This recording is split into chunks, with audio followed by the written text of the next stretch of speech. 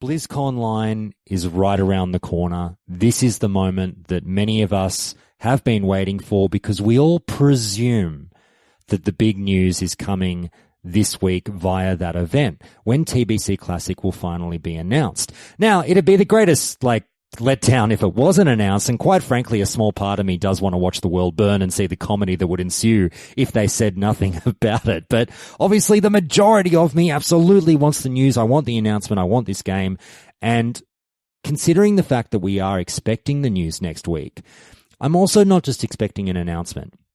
I'm expecting some detail to come along with that. And I think Blizzard would really be dropping the ball if they just did an announcement video and then walked off the stage and said nothing else about TBC for the rest of the event. If we had to put money down, we would presume we're getting some kind of information of how this game is being delivered to us, because that's what we all want to know. That is the burning question of the Burning Crusade. How are we getting it? In what format?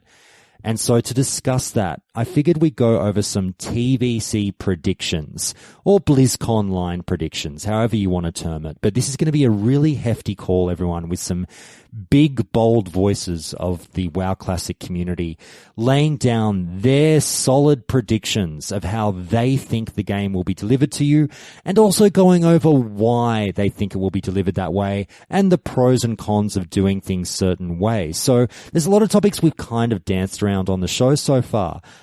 Things like phase rollouts, things like pre or post nerf. We've got 20 questions for these guests, and there's a lot of guests here. I might as well just get into introducing them all.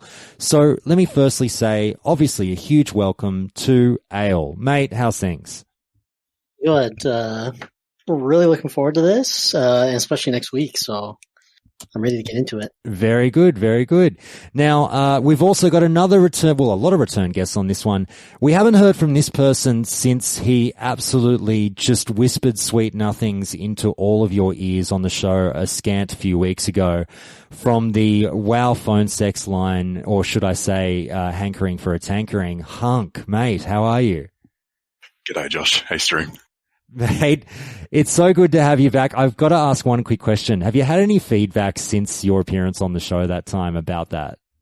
Oh, it's certainly spread around on the rounds. There's been a bit of feedback.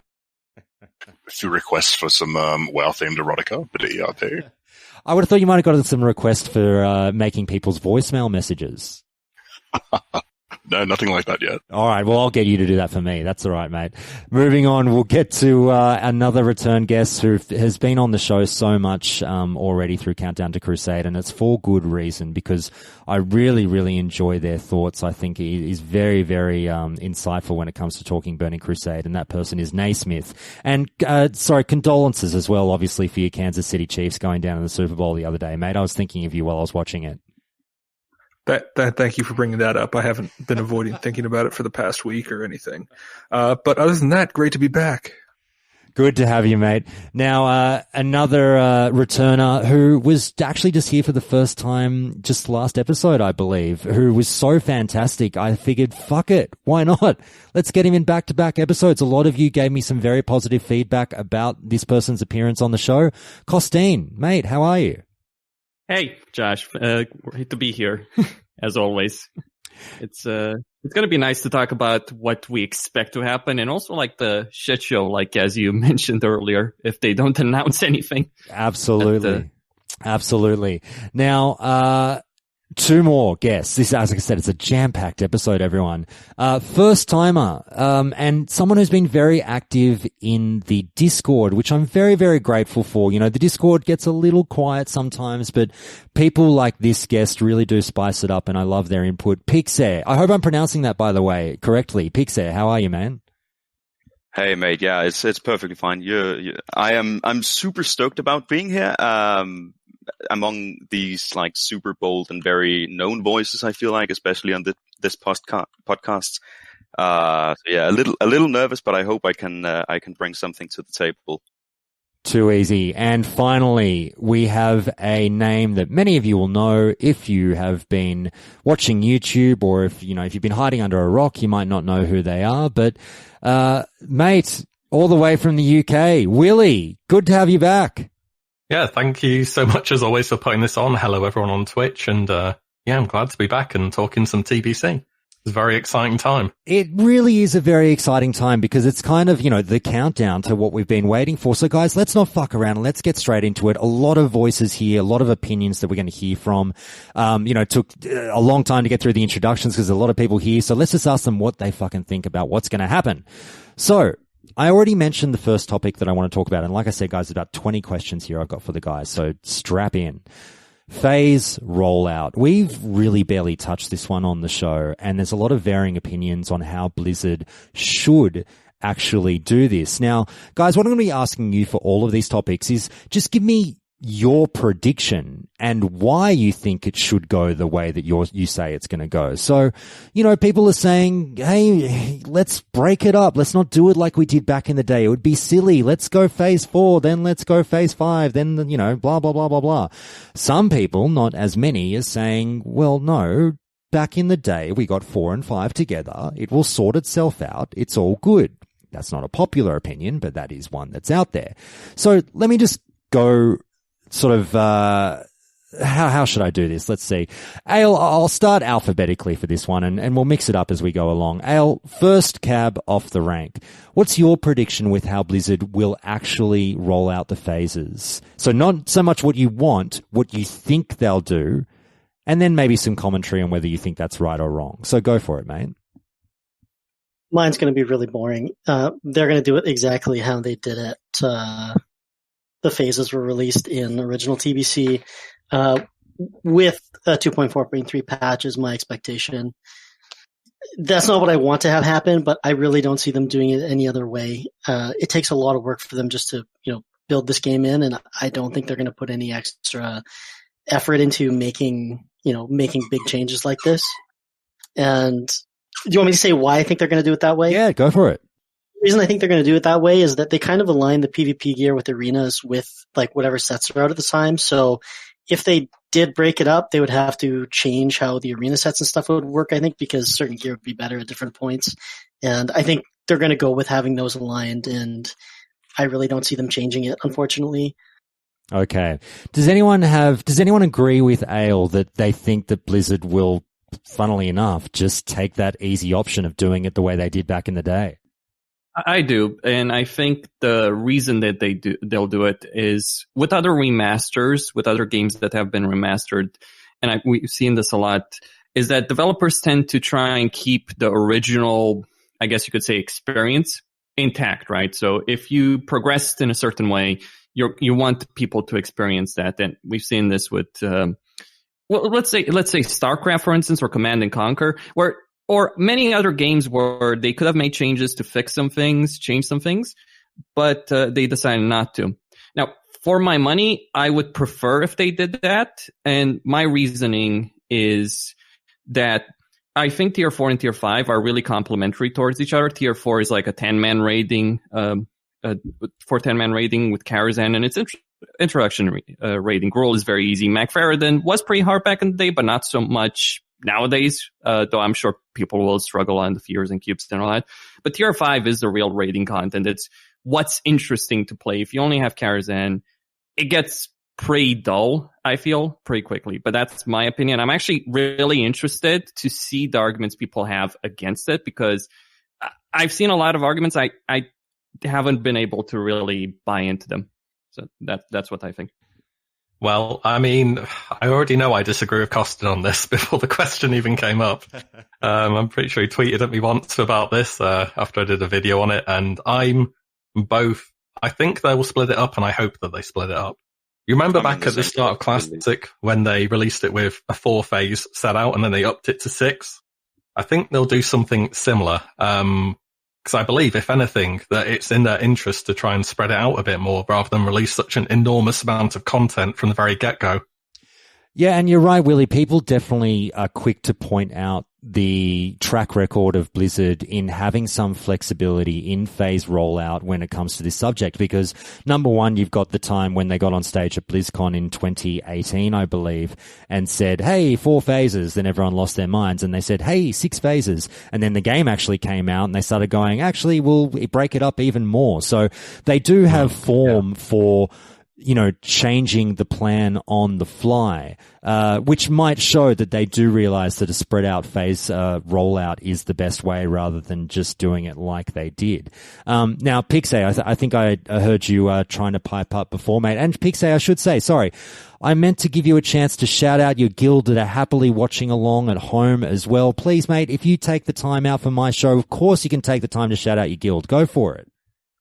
Thank you very much. So I'm also here tonight representing Templak, the Horde Guild of Firemaw, also known as the most dominant force of Firemaw. We don't take shit from any casuals such as guilds like Progress and the likes. So just thought I'd mention that. But yeah, I totally agree with Wille. If anything, I think Blizzard will do whatever they can to extend the content of TBC as much as possible to keep people's subscriptions running. And also you have, like, in the beginning of Classic, you had Molten Core and Onyxia's Lair, which are, I mean, sure, they're 40-man raids, but they're also very much introductory raids, very much like Karazhan, except that, the amount of players is different.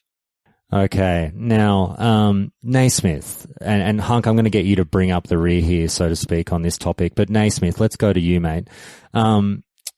Varying opinions already coming in. What do you think Blizzard's going to do? And I have a funny feeling that you'd be rather invested in this topic. I mean, I have my own opinion, which is really out there about how they should release content. I think they're going to do it in a phased one, like Wille was talking about. I mean, if you put out like over 40% of your in-game content in like the first phase, that trivializes a lot of stuff. Like a lot of the gear in tier 4, like you're not going to bother getting it because you're going to get something new in tier 5 really quickly. Okay. Hunk, sorry, Naismith, I should just get you to say as well, like, so do you think that you lock it in? That's how you think they'll do it? I think that's how they'll do it. Okay, no worries. Hunk, last one on this topic, mate. Looking into your crystal ball or balls, what do you see? It's interesting. Like, I'm kind of torn on it. Like, on the one hand, something really insightful that was said on your podcast, I think actually by Hale. Wait, what? On my podcast, insightful? On your not by you, though. Oh, yeah, no, that sounds about right. Yeah, okay. Was about the lack of actual game designers as part of the Classic team. So, like, I think they pull from, like, the templates of what's happened before with, like, minor variations. So I agree that, like, they don't, with how the Classic community consumes content, if they release all that content straight away, like within a couple of weeks, it's just going to be on farm for half the community. So they do need to spread it out. It's in their best interest to spread it out. However, I don't think they'll vary it too much because they will want to preserve the original sort of like feel and design of the expansion. Guys, I want to let the bulls run wild a little bit now because you've all just told us what you think is going to happen from Blizzard. But I would be remiss if I didn't let you guys sort of talk amongst yourselves a little bit about your ideal rollout. And, there are a number of suggestions out there. It's not really just a black or white situation like an answer 1 or an answer 2. There's a few varying opinions. But, first in best dressed here, guys, who cares about it the most? Who thinks they've got the plan to end all plans for phase rollout? Basically, I think like tier 4 and season 1 is going to be together. It's probably going to be a pretty short phase. Then you're going to have tier 5 along with season 2 and tier 6 along with season 3. Then you're going to have Suleiman independently. And then finally season 4 and Sunwell together. I think that's a pretty accurate thing of what's going to happen. Personally, and this is my weird pet theory, I would like them to release tier 4 and TK all in the first phase. That gives each phase like the first 3 phases of raiding, really good end bosses, and it actually gives you a good 25-man content right out of the gate instead of Magtheridon and Gruul's Lair. I have to agree with that sentiment, actually, because like maybe it's just because I've played on retail and I played to different servers, but the Karazhan and Gruul and Mag do really get dull to do very quickly. And it's something you'll be doing in like a couple hours every week. And it's not something you really enjoy. Gruul is something you do pretty much from the beginning till the end because you need DST. Karazhan is something you do until tier 6 comes out because there's weapons, there's trinkets, there's tier pieces that you need. that are really good. Some of them even best in slot for a very long time, if not best in slot the entire game, like Moreau's Pocket Watch or the totem from Maiden of Virtue. So there's important items, but to have to do them on their own for weeks, if not months, that's not particularly enticing in its own right. And it's really TK and SSC that are most interesting. What do I think Blizzard would do, however? I think it depends on how long they want TBC Classic to last. Because if they want it to last 2 years, then maybe they should space out some things instead of like throw everything out the door, like tier 4 and tier 5 right at the start, and then tier 6, then a long pause with Sunwell Plateau. But if they have it shorter, that's the question. Would they have TBC Classic shorter than Classic has been so far? And that's something that would impact it. I was just going to say something. We've had a bit of a back and forth in the guild. Shout out to the Loaf guys and girls who are listening, by the way. Is the attunements are kind of intrinsically tied with the phases, I guess. And there's a real debate in the community about like some people really love the attunements. They love how long they are, how time consuming they are, needing, to getting all the vials to attune to Hyjal, and other people kind of want all that sped up a little bit, like for Black Temple and Phase 6. So I don't know. I think they'll probably seek a bit of feedback from the community about things like that. Very good. Wille, you're going to end this one with something bold? Well, I was going to say about the there's more to raiding than tier 4. There's I don't know how much your average guy who doesn't play all that often, how long they're going to take to get attuned to everything, to get all their crafted gear done, to get leveled up, maybe starting an alt, to afford their flying, all this other stuff that's available from launch. I can tell you that Karazhan is a couple of hours. SSC and TK. TK is the longest. SSC is not really that long. All you need is Slave Pens, and then obviously you need Neckbane and Gruul. But TK does take the longest because of the quest chain. But it's just like quest chain takes a couple hours, and you're doing like you're out. If you just have TK, then you're getting. It'd be kind of weird. Should have half the vials, and then you're missing the other half. That's what It's not a perfect idea, but it's the only thing that I can think that actually makes you really come into your own as a guild, as a 25 man when you're in SSC and TK. You don't learn shit about each other when you're in like Magtheridon and Gruul. Those are just I'm sounding overly pessimistic about those two raids, but they're just so boring most of the time. Yeah, they are. I mean, one final thing is, obviously once you can speed content up, but you can't take it back. That's another thing. It's like when they released Dire Maul early. It's like a haircut, mate. Classic, is that what you're saying, Willie? It forwards. It's like a haircut. There you go. Once it's gone, it's gone. Unless you buy a wig. I mean, you were asking about like how fast things would be done. Like the attunements aren't too time consuming. The reputation is actually the most time consuming part of it, and the only hard part that's kind of difficult is Shattered Heroic. Everything else is pretty easy to do and pretty quick to do. Like, you need some heroic runs, but they're not too difficult. Yeah. Actually, I'd say the most time consuming thing of the things you mentioned is actually the crafted gear, but you don't Frozen Shadow Weave, Spellfire, Spell Strike, all that does take time. But that's going to take time, I feel like that's going to take time in Classic because of the way Primal Mites will work, and that's a whole different discussion because the recipe is from only a couple of vendors, and so that's going to be a very limiting factor. Yeah. But you don't need full crafted gear to raid to clear tier 4 and tier 5, I feel. In fact, Frozen Shadow Weave and Spell Strike are more so you can clear tier 6. Because you can do everything in tier 6 with them. All right. I hope that answers your question. No, absolutely. Well done, guys. Well done. First question, you've come storming out of the gates. Look, Ale and Pixek. Oh, sorry, Naismith, go for it. Finish up.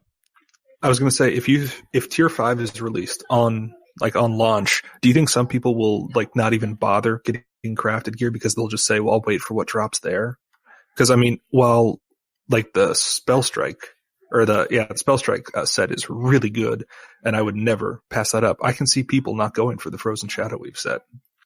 Unless you're a Shadow, you could probably just skip on the Frozen Shadow Weave in that case. I think it depends really, because I feel Frozen Shadow Weave, yes, is something you can skip, but Spell Strike is something that's hard to replace and it also depends are all the meta gems going to be in. from the very start, because like the actually good meta gems, the ones that you want to use as a caster, they got added, I believe, in 2.1 or 2.2 even. And so you might not have those available from the start, in which case you don't care about the piece of gear like a tier helm that has a meta gem, and you gain more DPS by having Spell Strike. But things like Primal Mooncloth are really good for a very long time. In fact, Primal Mooncloth for healers is best in slot until tier 6. Spell Strike, pretty much best in slot until tier 6 unless you're fully decked out with tier 5 gear. But that honestly takes a long time. Some people probably won't feel the pressure, but it's still very useful to get the crafted gear, I feel. All right. We'll move on to the next one, guys. I'm loving this so far. You're all in so much trouble because we've gone 20 minutes on the first topic of 20. But don't worry, I'm sure some will be shorter than others. But this is what happens when you get all these great voices together, and I'm just loving every second of it. You guys are doing so great. Ale, I'm going to get you to kick off on this second topic, Mr. Shy Guy over there. And it's the pre-patch.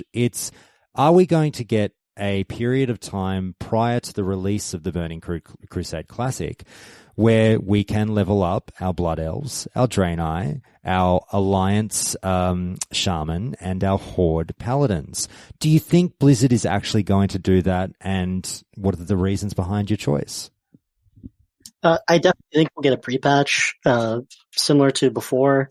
We're not going to get Draenei and Blood Elves with that, though. I can almost guarantee it. I almost guarantee it. Well, of course, that's all bullshit, but I really don't see them doing that. A lot of people forget that going into TBC, they still hadn't quite perfected the expansion launch on how things are, and everybody's going to be going into Blasted Lands and Hellfire Peninsula, both factions, and I think that they're going to partially use that as a bit of a break off. Like maybe even layering will come back, giving Draenei and Blood Elves early. I think having everybody bottleneck into that at some point. I think they're going to take any chance they can to help divide the community up and, limit the massive, butt rush into the Outlands.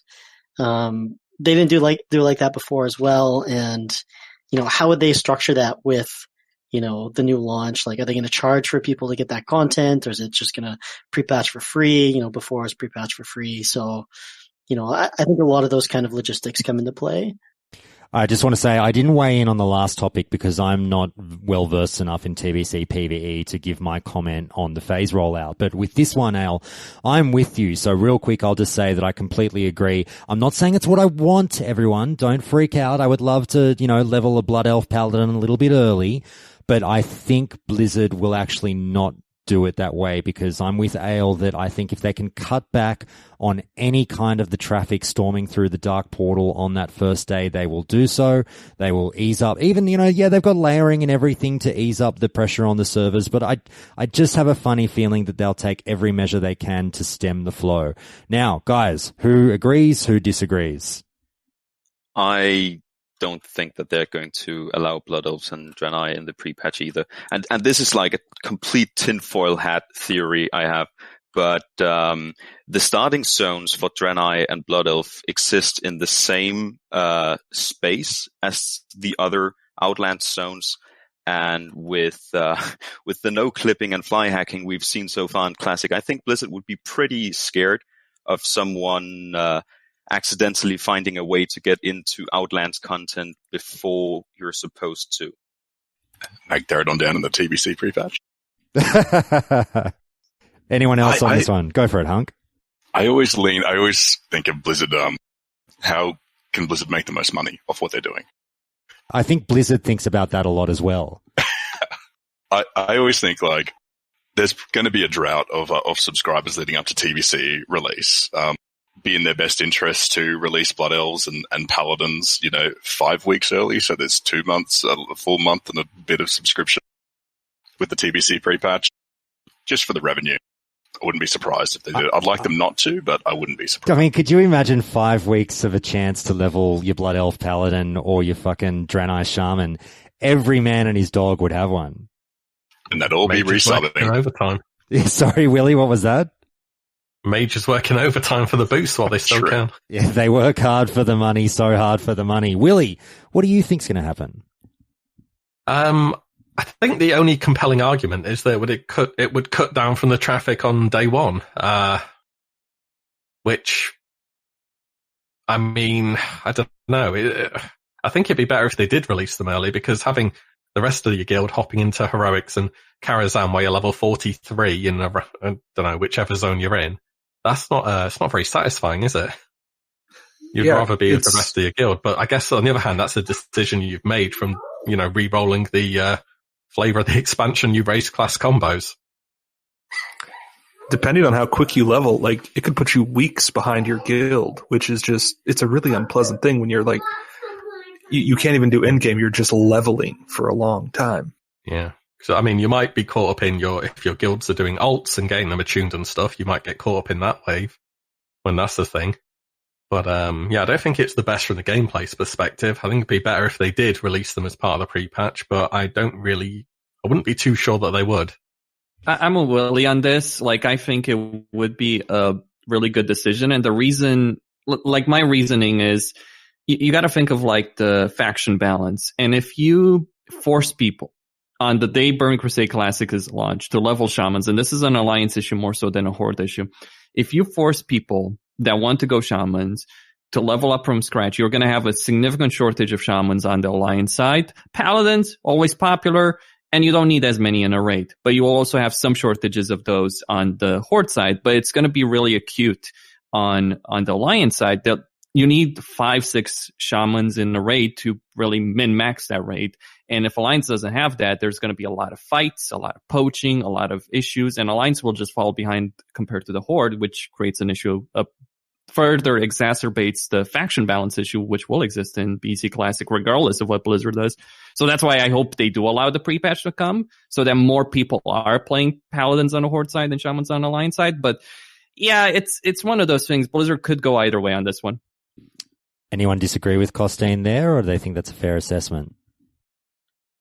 I think it's a fair assessment, but couldn't you fix that issue by having tier 4 rates to begin with instead of tier 5 rates as well? Just so the rating is super easy and doesn't really need to be min-maxed?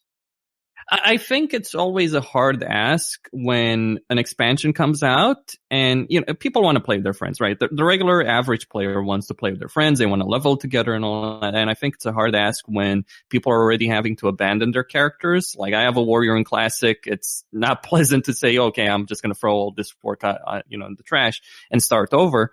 And I think that's an unpleasant situation in its own right. And then you have the factor, like, people want to play together. They want to play with their mates, instead of like just, either getting boosted by a mage or leveling on their own. So I think that's a big argument. That's one of the bigger problems, tier 4 or tier 5. I mean, I'll grant you that it probably would be worse if tier 5 was released at launch than if just tier 4, but I think it's going to be pretty bad regardless. Alliance would be so starved for bloodlust or heroism that really makes a huge difference on some fights in tier 5. All right. Guys, we talk about patches and we talk about the state in which the game will be delivered content-wise, which is obviously, again, one of the hot topics coming into Classic. We all presumed 1.12. It was pretty much what we got. Now the argument comes up, 2.4.3 versus progressive versus Frankenpatch. And it's just the same argument that we had 2-3 years ago, the exact same way. It was 1.12 or progressive or Frankenpatch. Now, we didn't get progressive through, what people define as traditional progressive through Classic. And some people are still clamoring for that in TBC. But it obviously comes with issues that, people like Wille have covered very well in their videos, saying, hey, if you want progressive, let's not forget that certain things that you now know and love came into the game actually quite late in TBC. So a lot of us fall back on the default of 2.4.3. But do you feel like after your experiences in Classic, you're fine with that, or you actually would want something a little bit different? I can say for me it'd be Frankenpatch. I was very confident on the way they'll go. For the raid content, I'm things like the achievements. They'll keep them as they were. They'll keep the heroic keys that revered. I'm hoping they'll keep the raids sort of as they were in their first iteration without being bugged at all. Ideally, but this is very ideally, obviously. But I think there'll be a bit of a mix between some things being on 2.43 and some things not, because if everything's on 2.43, then we're just going to get another classic where everything up to Naxxramas, you just sort of walk in and roll over it. Pixar, you were going to say something, mate. Let me find out from you. What do you think they'll do, and tell me why you think it's right or wrong? I mean, I definitely agree with Wille here. Also, just from like, if you go with something like progressive, then you have like the thing with TBC is there are so many class changes that were implemented and then rolled back and then re-implemented again in different ways. And I think from the player base perspective, that's going to feel super bad. Like, why does my arcane shot remove magic effects right now, but in a month it doesn't, and then in 4 months it does again? Like, it's going to feel super weird. So I think in terms of classes, it's going to be 2.4.3, but then also with, revered reputation for heroic keys, etc. Not to mention the gear change that they put in to make ferals more viable, right? Removing the armor from the item calculation basically really boosted the effectiveness of like feral tanks in that patch. I think I remember that from the Wille video. And like I kind of defer to Wille on this one as well. Like, I really want what he laid out to happen with revered heroics and things like that. But like I'm just, until we hear otherwise, I'm still thinking that it's just going to be, the minimum viable product is pushed onto us. I will say though, if we go by how reputation vendors have worked in Classic, it doesn't seem unlikely that heroic keys will require revered, just from the perspective that all the reputation vendors in Classic have had, the requirements and the available items depend on which phase was rolled out. So maybe they're going to do the same here. You raise an interesting point there, Ale, because it's something that I probably should have put in as a bit of a disclaimer at the start of this call, is that as fun as it is to speculate about all this stuff and voice our hopes and dreams and wishes, the default answer for many of us for many of these questions sadly kind of is that Blizzard will likely do whatever requires the least amount of effort, and whatever's easiest is more than likely what the product will be. Don't get me wrong, I too still have some realistic hopes that will be stretched a little bit, that they'd actually flex their legs or, flex their muscles a tiny, tiny bit and try and mix things up. But, a large part of me does sort of say, yes, there is likely to be, minimal, not so much effort, but minimal, tinkering applied to TBC, but we shall see. But, guys, still going on with this one. I'm not sure if, Hunk, Naismith, what do you guys think in terms of this 2.4.3 versus progressive? Does anyone actually think that they could even toy with the idea of progressive? I don't think they will toy with the idea of progressive. That sounds like a lot of money for them to get an effect that most people wouldn't enjoy. I think I don't want to just shit on Blizzard too much, but I mean, they've shown that they're going to push out what's pretty cheap for them to do and then just hope for the best. Fair enough. And please, by all means, if anyone, be critical as you want to be. This isn't the podcast where we sort of feel bound to say nice things so that we're in the good books by any means, where, the constructive criticism is more than welcome. But Hunk, I'll get you to finish this one up and then see if anyone else has anything on this one. Yeah, I think Wille completely nailed it. I'd actually forgotten about all the how the balance changes were had those sort of removing things and then adding things and then removing them again later. That would be very, very strange to someone coming into the game, particularly from a retail sort of background where things are a lot cleaner. Yeah, 2.4.3 for sure.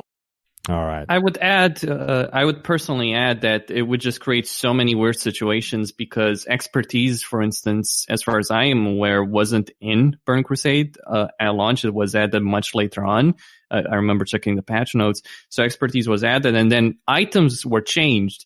And suddenly you have items that initially were pretty bad becoming like best in slot for melee DPS because of just pure expertise. That's one example. Or armor pen on the dungeon set for hunters, I believe, as well, which is best in slot for them until they get forced at tier 5. So it would just be a really awkward situation, and it's the path of least resistance to not change anything. So yeah, I agree pretty much with Wille's view. Yeah, Costin's right.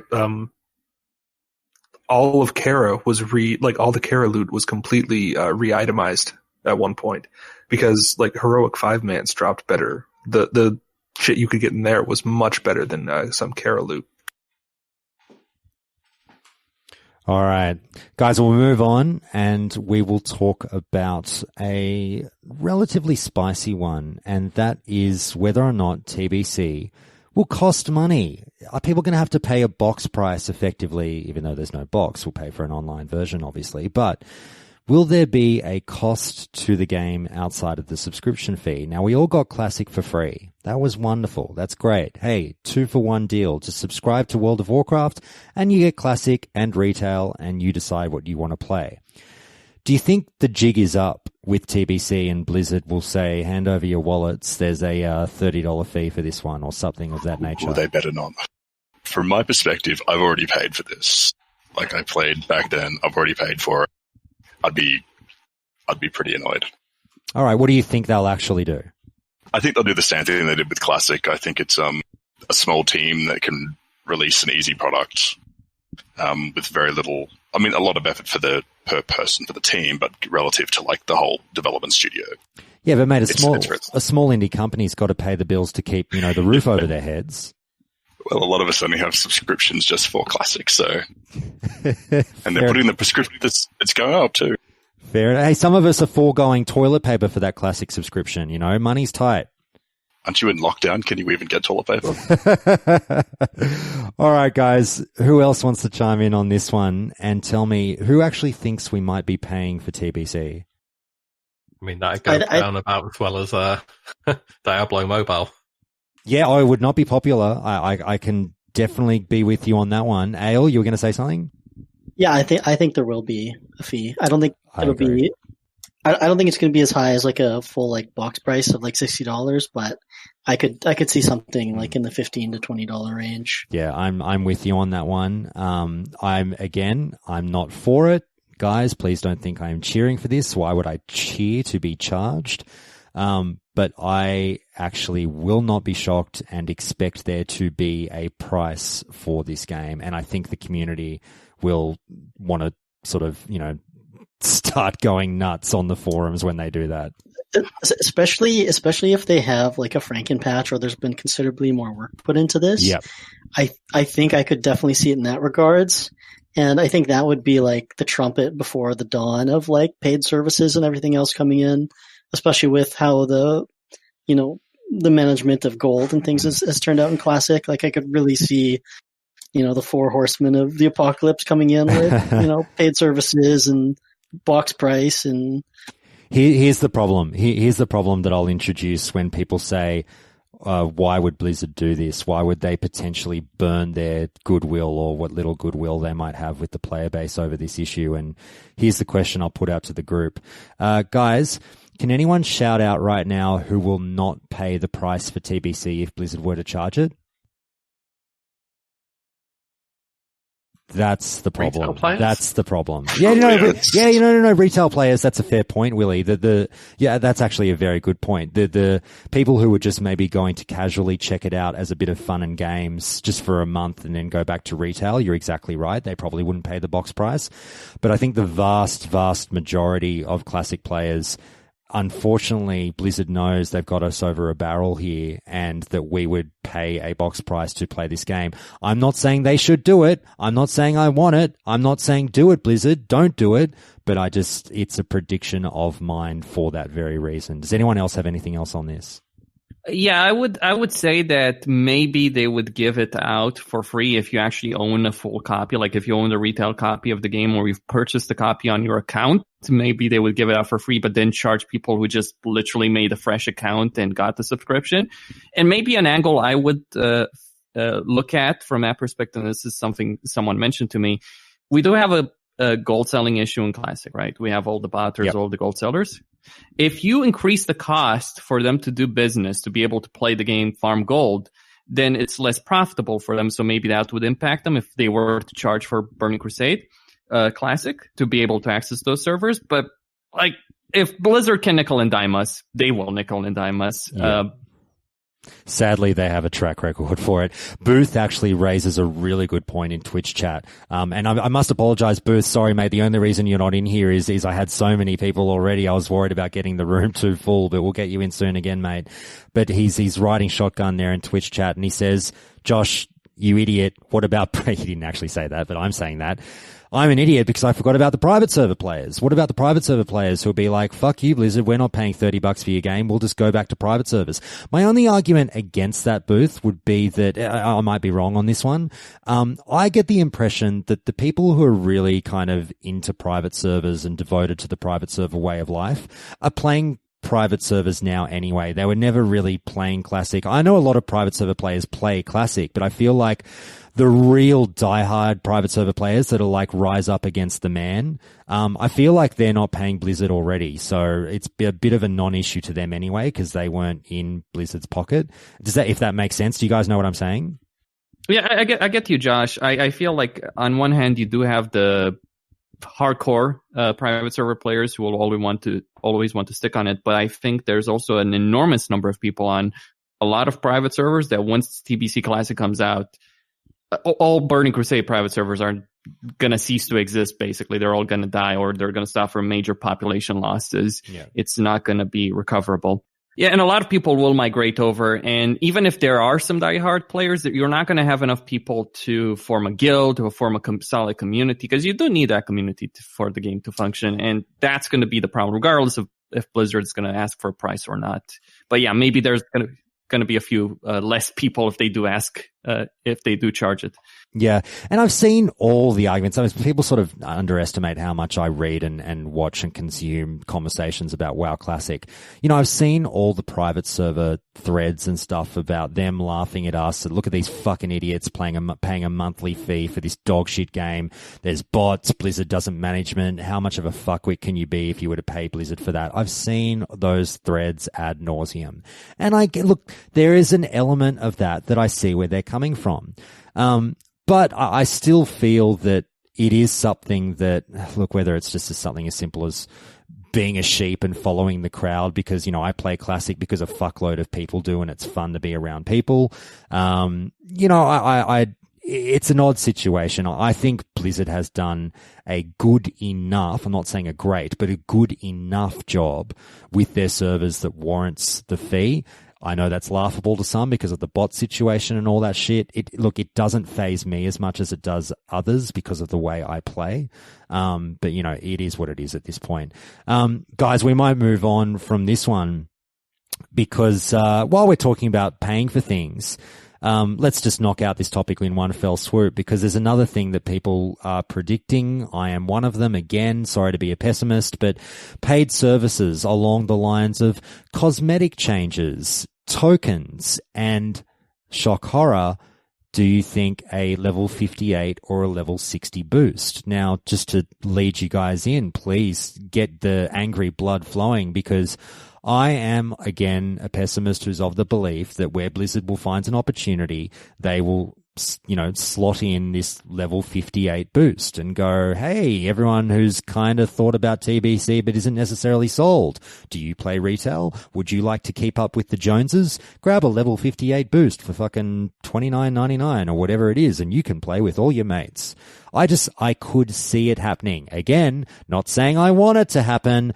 Just the realist in me sees a business opportunity that Blizzard would likely jump on. Now, I could also see very, very easily and much more realistically things like the cosmetics, the haircut, the race change, not necessarily the faction change. I don't think the faction change is coming, but the cosmetics I think is an easy buck in there for them as well.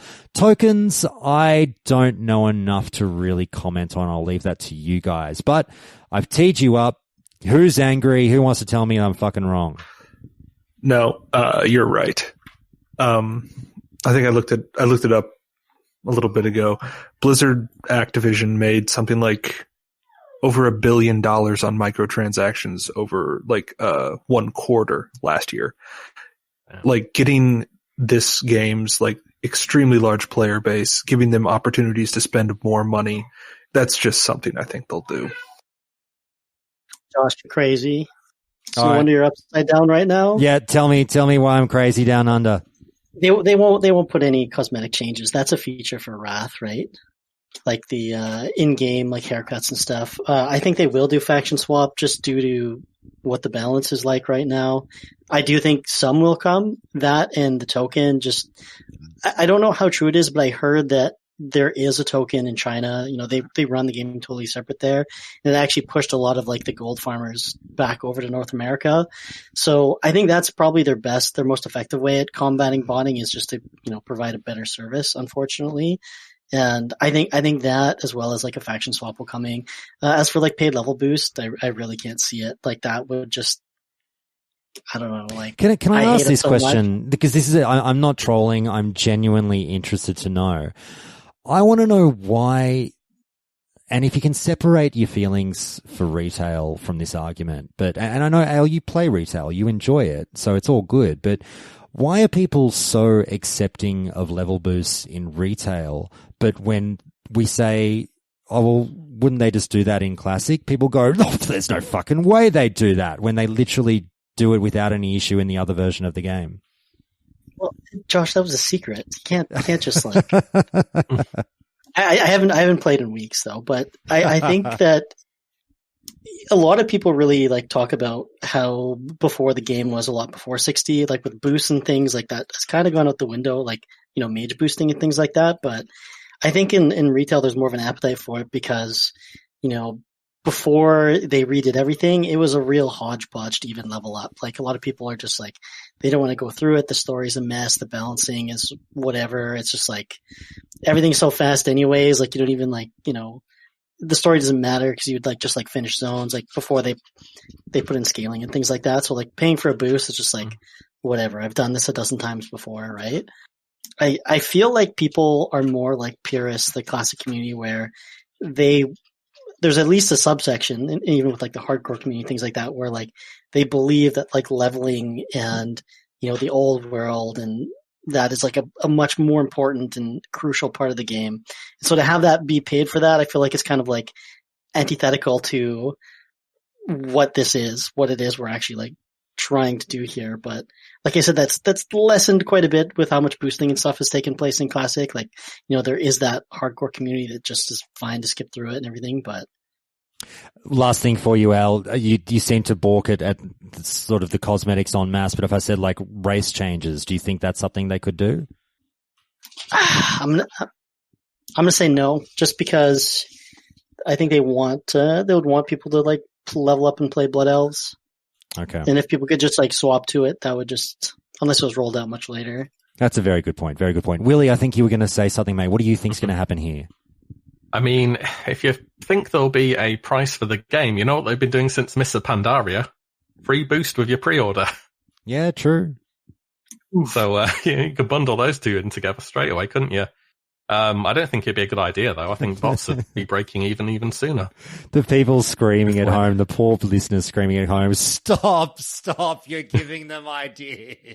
Yeah. But as we say, they've had these ideas for many months. If there's going to be a box price, then yeah. Almost certainly give you a free 60 off them. Yeah. Pixie, Hunk and Costin, we'll throw it to you guys on this one. Any of you three jump in from what you've heard. What do you think? I would say personally that when it comes to like tokens and boosting, because like I've read leaks, like there's a whole Reddit post from someone claiming to work at Blizzard that, you know, has all this information. Yeah. And they claim like, oh, we'll have tokens and boosting added later down the line. The way I'm looking at tokens are kind of a solution for the average player for the gold selling pandemic we have in the game. And it is a pandemic. It just basically bypasses the gold selling industry and just allows you as a player to get gold without having to deal with that, right? Or spending ridiculous amount of time dealing with a broken economy. So token can help with that, as bad as it is in other ways. But the boosting actually goes against that, because the boosting, if you can buy a level 60 character and then level out to 70, you can make so much gold, thousands of gold just leveling, just questing. Netherstorm, Shadow Moon Valley give you thousands of gold if you do all the quests there at 70. So, like, if they wanted to screw over their community completely, yes, level 60 boost, you just see truckloads of characters farming gold, making gold purely by being boosted. But, you know, I think the token could help in some ways, but I think the boost would be very detrimental to the community and to the game. Too easy. Pixie, I'll throw it over to you just before you start up. I'll just say, Costin, it's good of you to point out, obviously, that, yeah, there have been rumors floating around on there, and a lot of you will have read that Reddit thread from the purported jaded Blizzard employee who's, you know, all good with spilling his guts, apparently. And, you know, there's a reason we haven't discussed that or any of the other leaks or rumors on the show. I personally have paid fuck all attention to them. I put little to no credence to much of what's being said. I'm not a big fan of the whole, you know, I'm okay with unnamed sources, but just the nature of credibility that comes to a lot of the information. I'm like, how about I'll take the wait and see approach as opposed to devoting time and attention to randos on the internet just going like, you know, this is what I say it is because I heard a little birdie tell me. So I'll just leave it at that. But Pixie, what have you got on this one? So it's funny because I think that tokens, and this might sound a little arrogant, but tokens solve this problem of in-game wealth. But realistically, gold is only really useful early on in terms of crafts, and afterwards there's a very low ceiling to like how many consumables you can use during a raid compared to like we have right now, where there's seemingly no end to how much gold you can throw at your character when you're raiding. But if you're the average Joe that does not know where to go and find the resources or materials, then it might seem very enticing to buy these tokens. So honestly, I don't think the tokens are necessary, but I definitely for the players. But I'm definitely sure that if Blizzard introduced them, that they would still make a shit ton of money using them. All right, Hunk, I'll get you to round us out on this one, mate. I must say I don't have a lot of skin in the game with this one. I think there's pros and cons on either side. I used to be very anti like paid boosts, but since like how Classic's actually played out, like you can pay for a boost at level 58, or you can use an AFK weak aura and standard Maradon for 2 days and let a mage AFK boost you. It's kind of very similar. Well, you've raised the point that I'm now kicking myself for not bringing up before, because this is the point that I think to myself around the house. Another one similar to what I put to Ale as to why do people like, I understand that paid boosts are somewhat taboo, and I get that. But a question I do often ask myself, particularly within the Classic community, is are the same people who decry paid boosts the same people who pay someone with in-game gold to AFK in a dungeon and get a mage to boost their character while they do nothing? Because tell me if I'm wrong to say this, is that hypocritical? I guess like they're working within the structure of the game. Yes. When they're doing the paid boost. That's the main difference. In the in-game gold boost. But it is a bit hypocritical, I agree. Just to keep going, Hunt, because my understanding is it sucks to be, throw your money at the corporate machine, blah, blah, blah. My thinking though was the player's issue never seemed to be the money per se. It was skipping to max level where you don't know how to play your class. You're a fucking idiot when you get to raids. You haven't earned it, blah, blah, blah, blah, blah. But then you could make the exact same argument for every class that's ever been boosted in dungeons by mages. Look, I've done a dungeon in Classic with a hunter who didn't know how to turn Growl off on their pet. And that was a level 60 hunter. Like these people, they're going to exist anyway.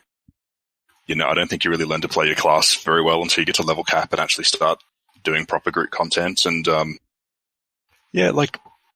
I don't know. I think they need, in order for it to have less, like not have the negative impact you'd need to look at the other things that have a negative impact, because we're always talking about, like, how does this influence the player? Like, what about the active world, the emergent gameplay from leveling? But there's already in-game mechanisms that undermine all of that. Like, that's the leveling through dungeon boosting is the meta for like the more hardcore players.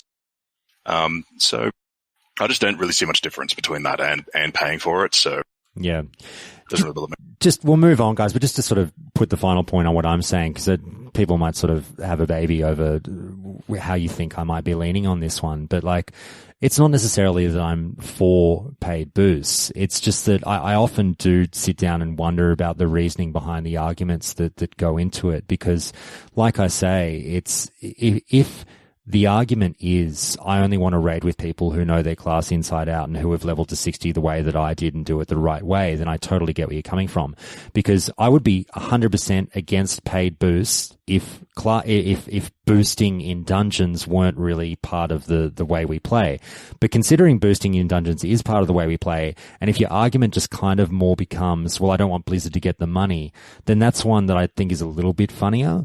But, you know, I do lean against paid boosts, but I just find myself querying the logic behind a lot of the arguments surrounding it. That's just where I'm coming from on that one. But guys, we'll move on, and hopefully I dodge a few angry emails on that one.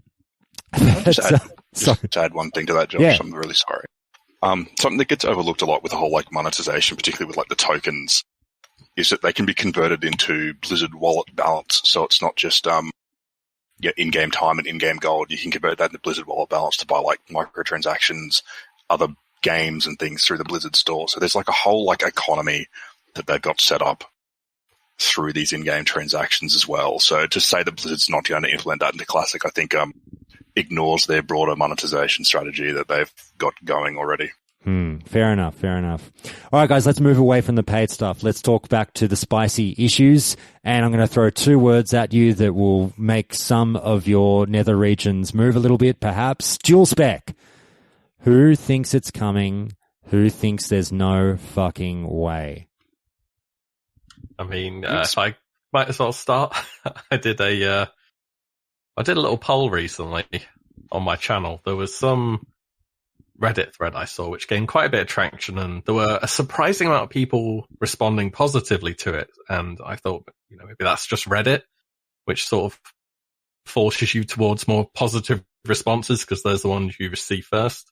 So I did a poll of my own on my channel. It's currently about 25,000 votes, and nearly 80% said yes. Yeah, I was shocked. I was shocked by those results. I saw that, mate. Yeah, it was very high. Yeah, very high. But then after you've seen those results might have swayed your thinking a little bit, mate. I'm not sure. But I mean, as I say, do you think that they would actually be ballsy enough to do it? Or do you think that they'll just stick to it as it was? The thing is, I don't think they'll do it because they'll probably just copy paste the Wrath of the Lich King, which I don't think will be the way to do it. I think there is a world where it offers some level of convenience to offset the inconvenience of, say, I want to go PvP after a raid or whatever it may be. I need to change my talents. I need to change my bars. I need to change all my gear around rather than just being able to talk to a trainer and say, I'd like to swap to my second thing. They change everything for you and then you just go and play the game. But that's the sort of difference bit, because the Wrath of the Lich King version, which was when it first came in, that was you can change whenever you like and then it would change stuff for you. But I think that's a bit, I think that'd be a bit much for TBC because I don't really know the full effects it would have. It never worked like that back then. Maybe, there's a bit more, I don't know, guys who play private servers or are more familiar with them could let me know, but I think a modified version of it could be okay, where you talk to a class trainer in order to change. On the last 2 private servers I've been on, they've had dual specs, and in all honesty, it's just really convenient. Like it's because as a warlock, I will not ever PvP in my PvE spec. Like I would just you're a sitting duck and you have no survivability. So personally, I want it. Do I think they'll do it? Probably not. Okay, Pixie? Yeah, I was about to say, I think if they included, it would do something very interesting to the raiding environment, where you would see different types of slightly different types of min-maxed setups, where, like, for instance, a protection paladin can suddenly go into holy when he's not needed for tanking, or he can go retribution instead. But speaking of, like, when we talked before about the monetization or microtransactions, how about paying $25 for dual spec for one of your characters? I mean, now that we're demonizing Blizzard already, why would say, what are you doing? No. I know, I was going to say, I hadn't even thought of that one. No. Dual spec right here. But yeah, no, I don't think they will do that. But I do think they could honestly introduce dual spec in some way, and I think it would be very. I think people would be super happy about it, and it would make Arena more engaging, or more people would be engaged in Arena, and it would do something spicy and interesting to the PvE meta. Guys, I've got it. What if they charged us for every step our character took in game? Full gacha game. Oh. Wait, if you're playing a warlock, then you get summons. That's the meta. For 400 steps worth of walking. Very good. Ale, I'll throw it to you, mate. It's something where, there's so many arguments each way on this one, and I've read a lot about this one in the last couple of days, and people say it's bullshit, don't have dual spec because, you're just standing in front of a boss, you click a button, all of a sudden you're a different character and choices matter, blah, blah, blah. Then obviously the argument, as we've heard already against that is, look, it's convenience. The 50 gold sink in TBC is chump change. So, it's not like it's a significant gold sink that acts as a detriment. There's so many arguments around this one. What do you think they'll do?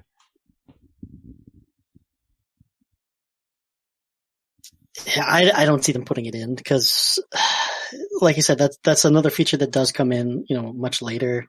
I think you can run into all sorts of problems as a developer here, like, sticking your fingers in the pie too much, because a lot of it was designed around not having dual spec in, for example.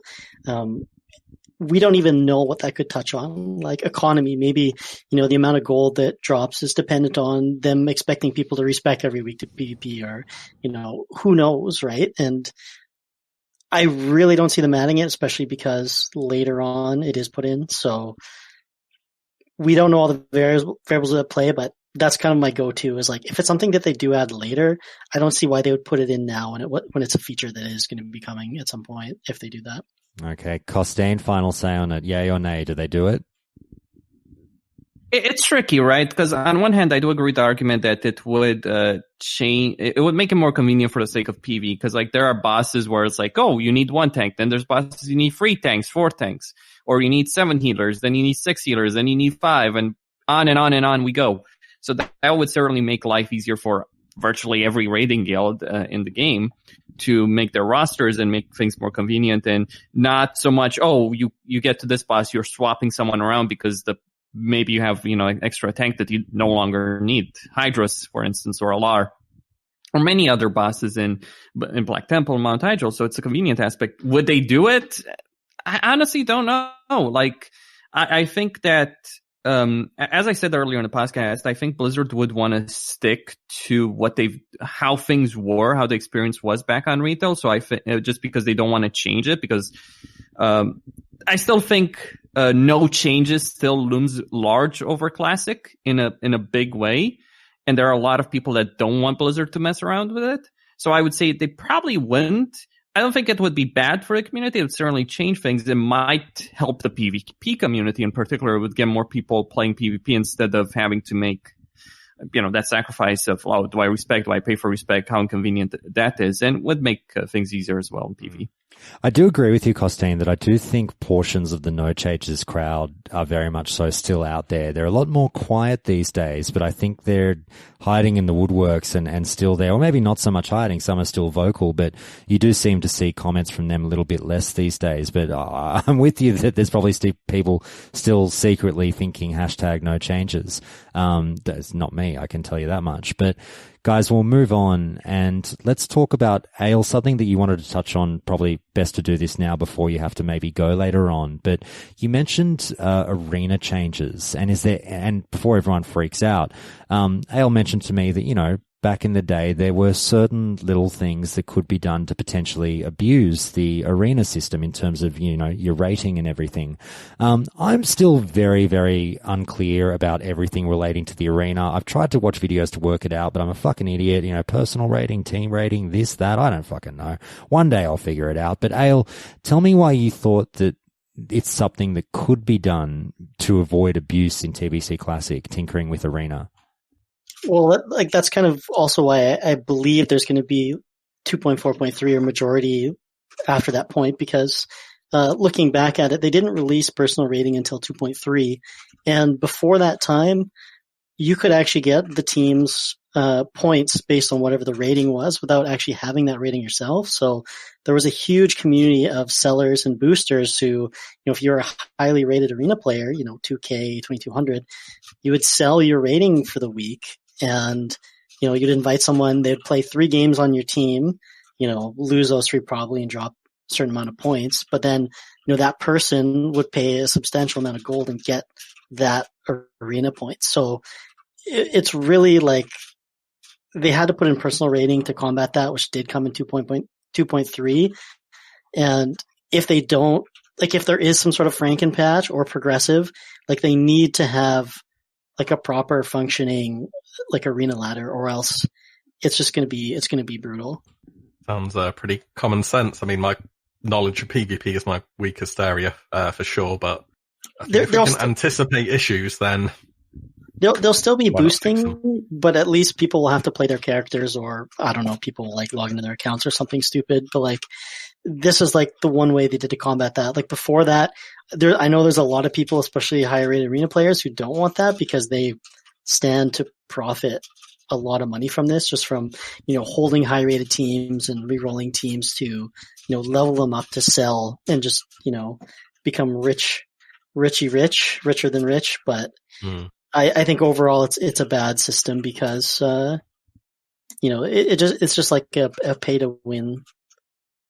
Given how frequently or how actively Blizzard has actually changed the way the PvP or the battleground system has worked in Classic, I don't think it's a stretch to assume that they will also actively monitor how the arena community is working out in Classic TBC and make changes either from the beginning or along the way.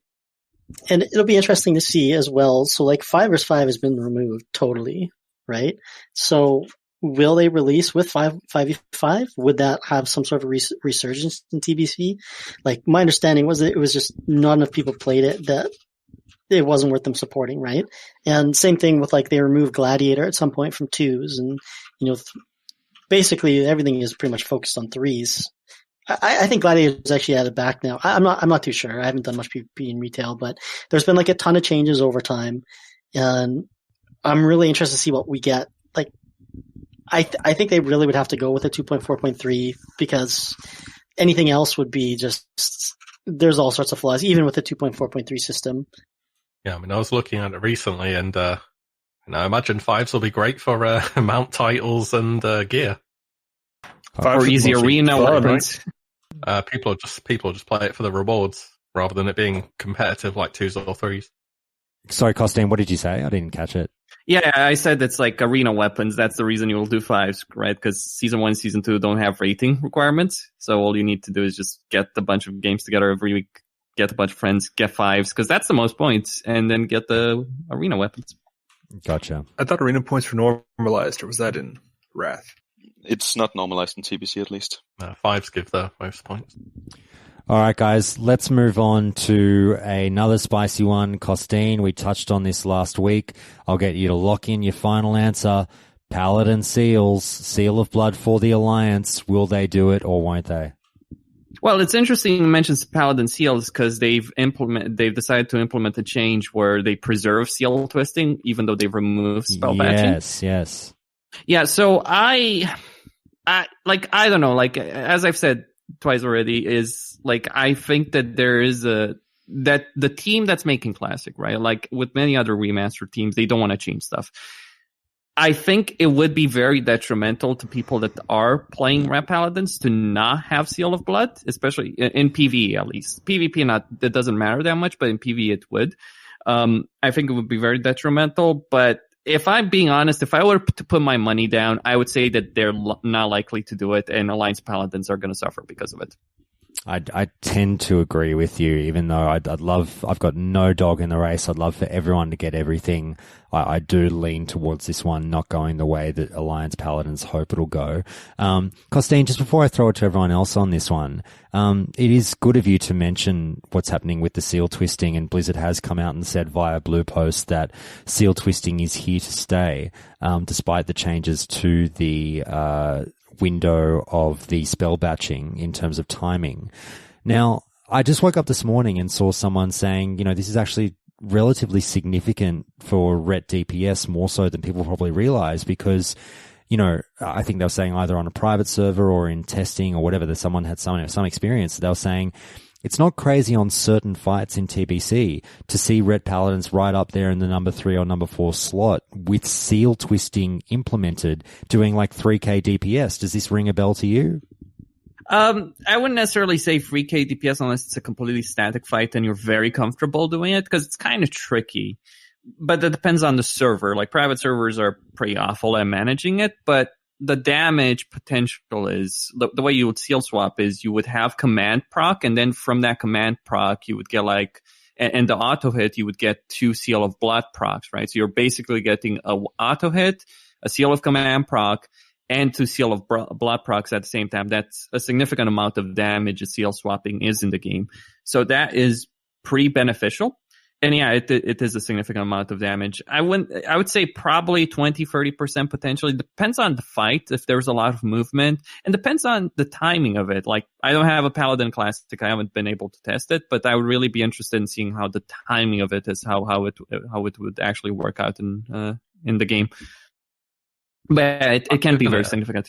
Wille? I've given it a brief go on the PTR, and it's like your seal, you auto the target dummy or whatever. You change seal, and you can literally see your last seal persist while your new seal is active.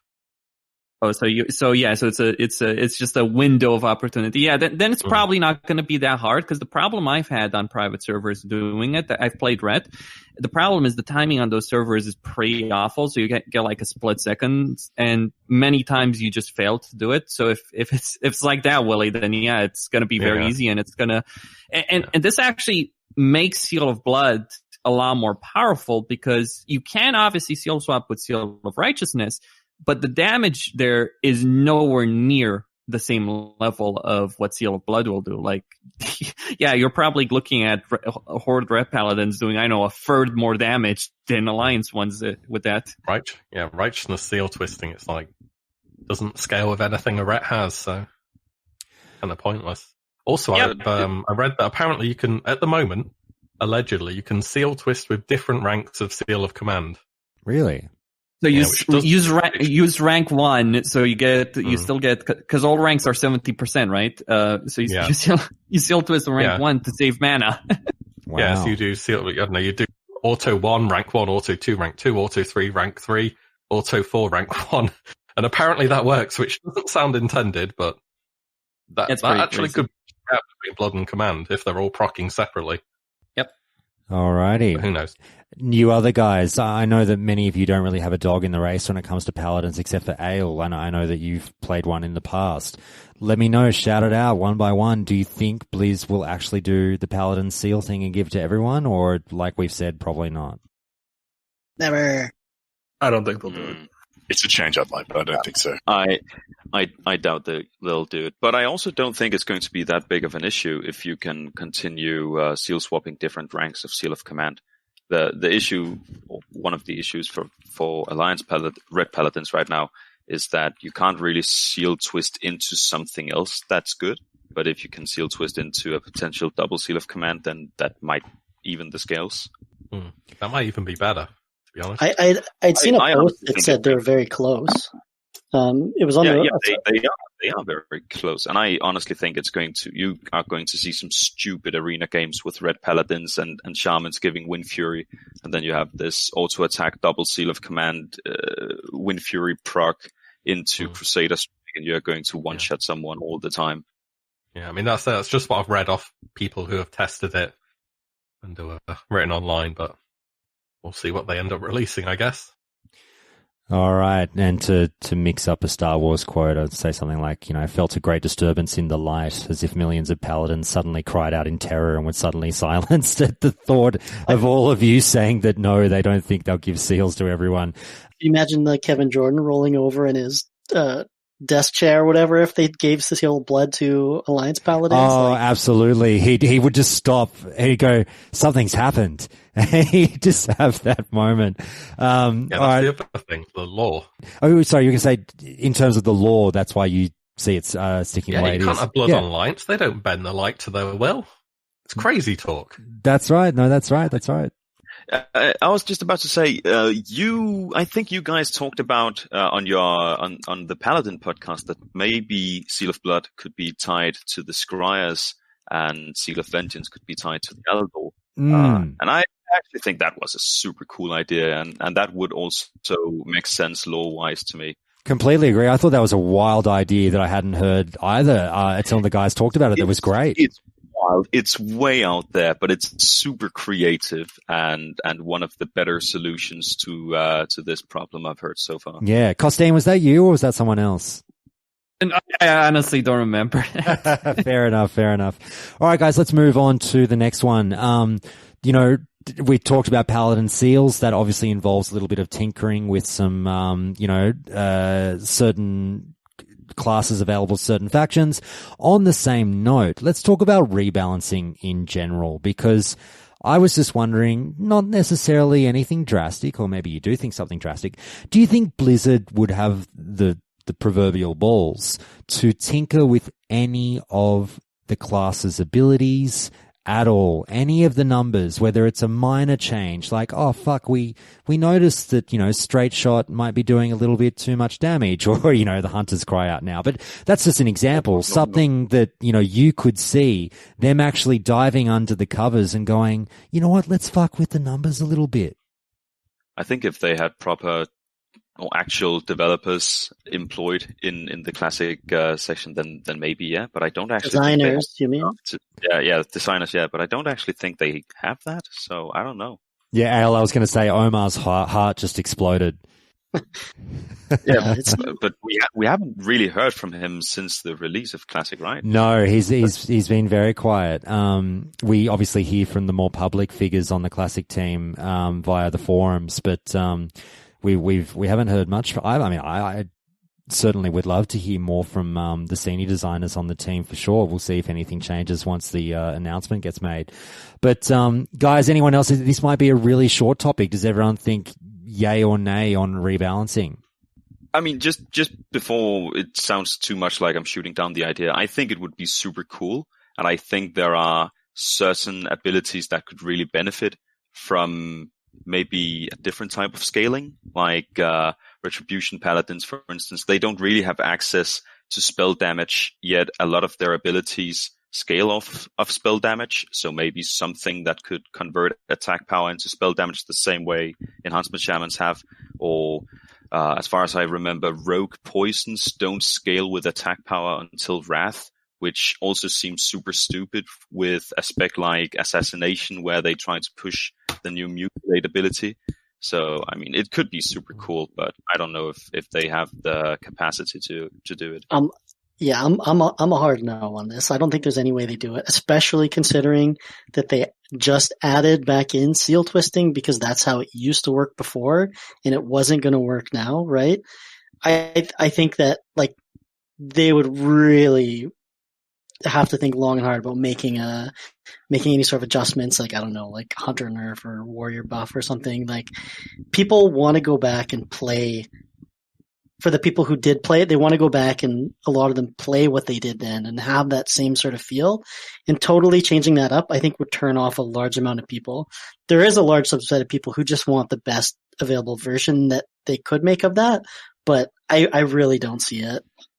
Yeah, I'm with you. I don't see it either.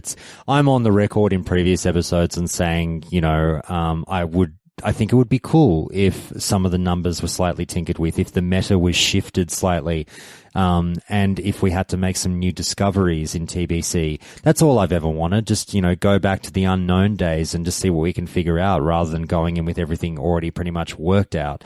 But, I know there's a snowball's chance in hell of happening. I think that the numbers pretty much will stay the same. So if anyone has anything else to say on that, let me know. Otherwise, we'll move on. I mean, just quickly, I think change is healthy for an MMO in general. We've had a certain class in Classic that's been the best from day one and will be to the end of the game. Warriors. And they're just passing the baton to Hunters and Warlocks now. Fair enough. And we already know that's going to be the case, right? I would add, Josh, to your question that I think when you're looking at it, the balance of Burn Crusade is kind of all over the place. Like you start initially, like look at tanking, for instance. Warriors are the best tanks by far initially, but then their scaling doesn't help them threat-wise in particular compared to, say, Druids. Druids just out-threat them in the late game. But then you get into a situation like early on you want to have a lot of warriors, but then later on you don't. And there are other classes and specs which fit this category. And that causes so many issues for guilds. So it would be great to rebalance it, to, tinker with that, change some things, make things better to handle. Like rogues could be better from the start, not just being complete crap until they get into tier 6. They could do a lot of things there. Would they do it? Probably not. All right, fair enough. Guys, Naismith and Hunk, I'm going to cue you two up for this one and get you back in the mix. Gold cap. Now, we've talked about this already on the show with, the amazing guests who discussed the economics behind TBC. And, I was a little bit surprised that we didn't get one guest, because, you do seem to see it a fair bit in the forums, in the Reddits and things like that.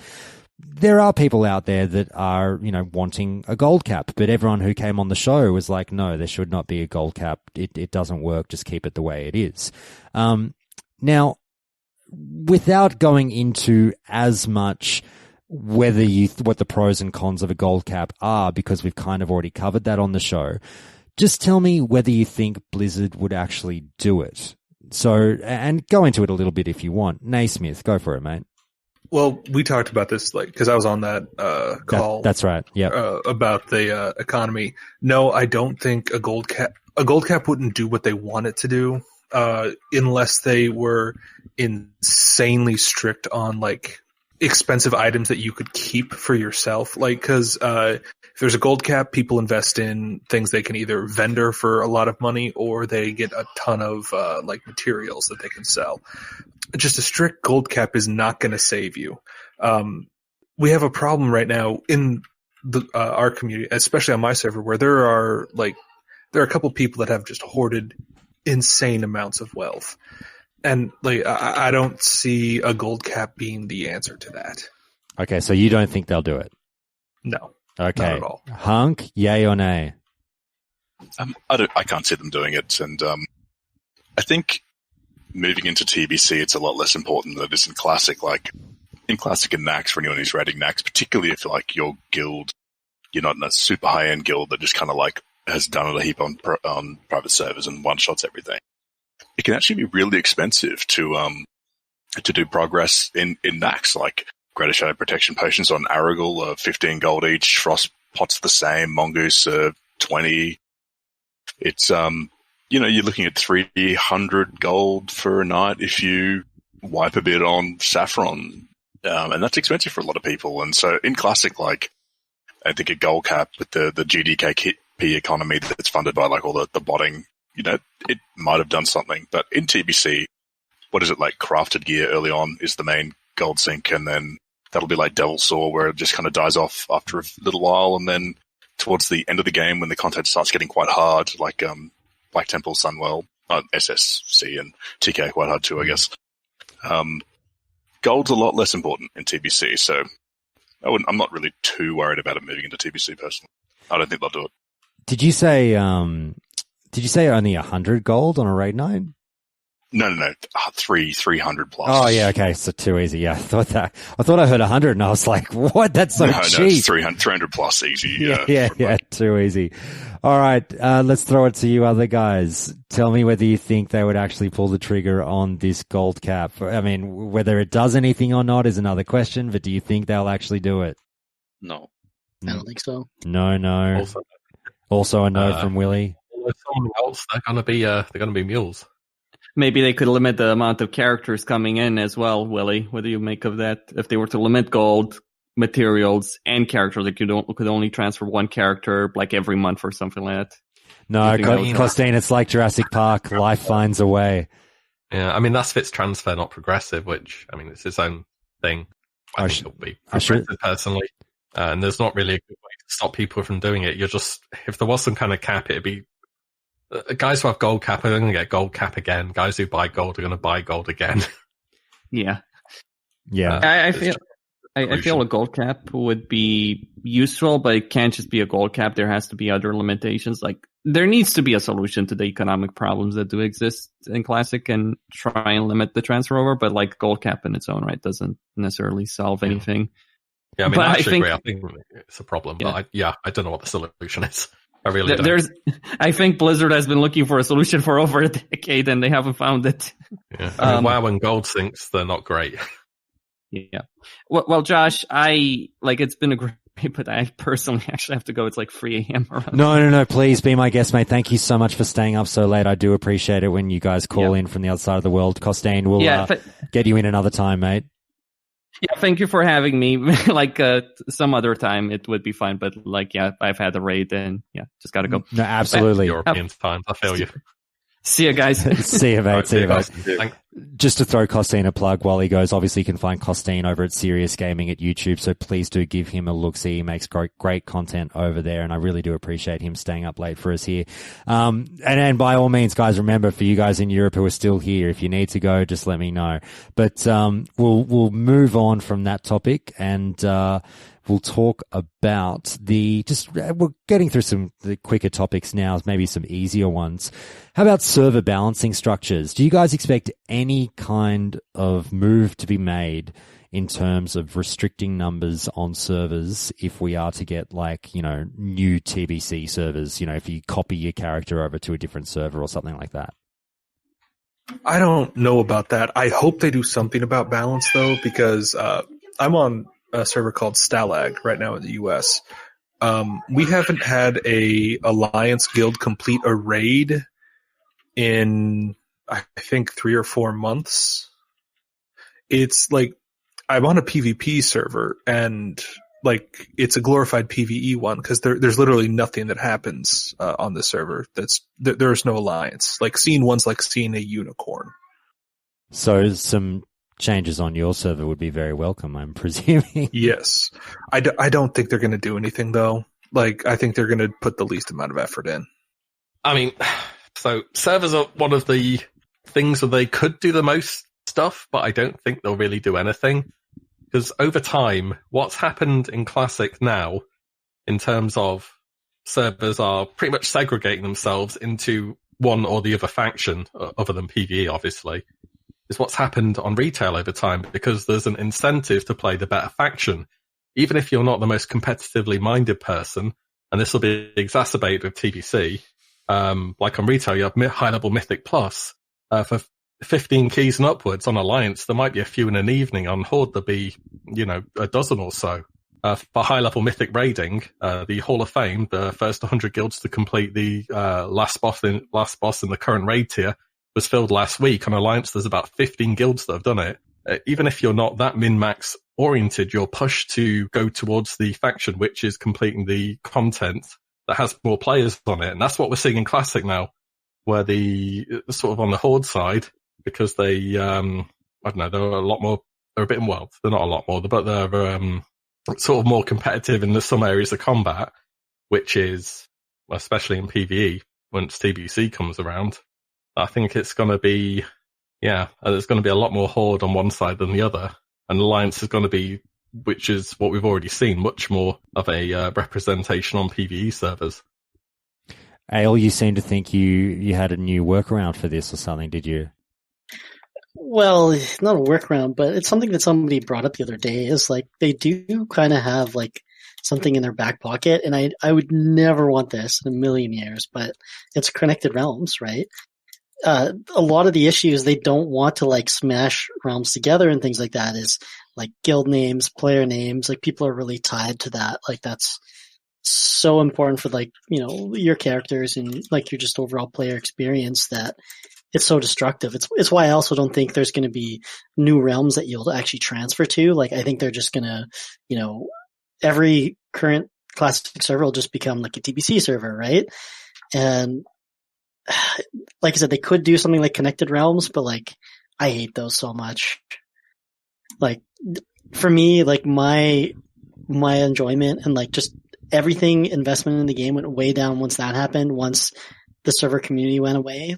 It just becomes a totally different game, and like, I think it's way, way, way, way destructive. All right, Pixie, Hunk, any kind of faction caps you could see coming, any kind of incentives to roll alliance in TBC, anything like that? Private servers have tried many different things, right? Like they've tried free mounts and dual specs and whatever, but these things are very drastic, and like stuff like free mount, it doesn't really matter. On a progressive server, right? So I doubt Blizzard has any tools available that could incentivize people other than like having different queues for servers. But that's going to feel terrible, right? Like you're going as a guy who maybe has 2 hours every week to play. It feels bad to sit in a queue, right? And it's going to feel even worse to know that, well, you can skip the queue, but then you're going to play the shitty faction where your friends don't play. So I don't see an easy way around it. Hunk? I was actually going to say very similar to what Pixie said, like the private servers tried it, and even then with their like quite extreme incentives, I think Horde consistently was still high populations. So. Maybe if they changed the passive ratios, like some people have suggested, like maybe dwarves get May specialization. I've thought about maybe like something like humans sword and May specialization right now gives 5 expertise. Maybe if you bumped it up to 8, 9, or 10 expertise, the human spirit could give even more spirit than it does already.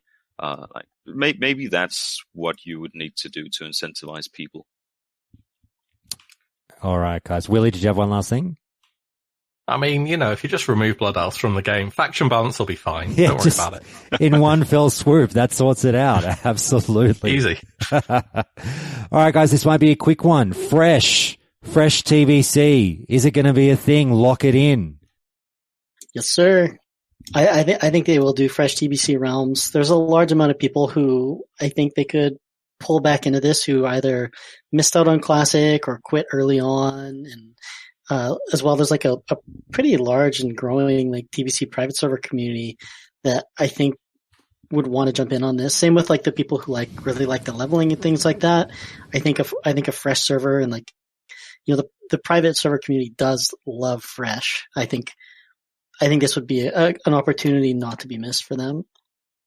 Anyone else? I think it going with the possibility of having, Classic fresh as well. I think there's certainly a community of people who would absolutely be super keen on that happening.